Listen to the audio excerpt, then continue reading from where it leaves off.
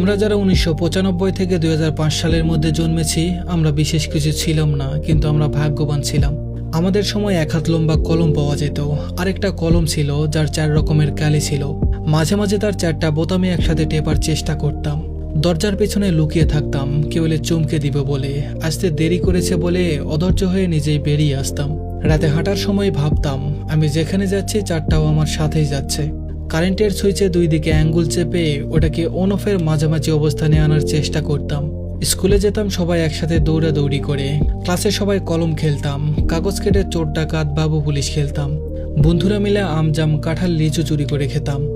আমরা যখন ছোট ছিলাম দেশলাইয়ের বক্স দিয়ে টেলিফোন বানিয়ে বন্ধুদের সাথে কথা বলতাম। সাইকেলের টায়ার চালানোর পাল্লা লাগাতাম। তখন আমরা কাগজ দিয়ে উড়োজাহাজ বানিয়ে আকাশপথে পাড়ি দিতাম। কলাপাতার বাঁশের চাটাই দিয়ে দোকান বানিয়ে মিছেমিছি কেনাবেচা করতাম। বৃষ্টি এলে কচু পাতার ছাতা মাথায় দিয়ে ঘুরে বেড়াতাম। দুপুরে সবাই মিলে হই হুল্লোড় করে নদীতে ঝাঁপিয়ে গোসল করতাম।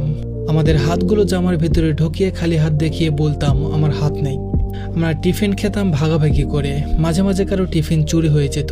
আটানা দিয়ে নারকেল আইসক্রিম খেতে না পারলে মনটা খারাপ হয়ে যেত।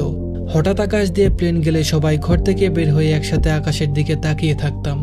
স্কুল ছুটি হলে দৌড়ে বাসায় আসতাম মিনা কার্টুন বা টম এন্ড জেরি দেখবো বলে। ছুটির দিন দুপুরে বাংলা সিনেমা দেখার জন্য টিভির সামনে হুমড়ি খেয়ে পড়তাম। টেলিভিশনের ছবি ভালো করার জন্য অ্যান্টেনা ঘুরিয়ে কত কসরতি না করেছি।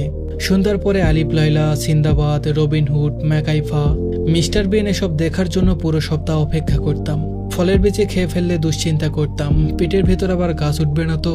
মাথায় মাথায় ধাক্কা লাগলে শিং গজানোর ভয়ে ইচ্ছে করে আরেকবার ধাক্কা দিতাম। কেউ বসে থাকলে তার মাথার উপর দিয়ে লাফ দিতাম যাতে সে আর লম্বা না হতে পারে।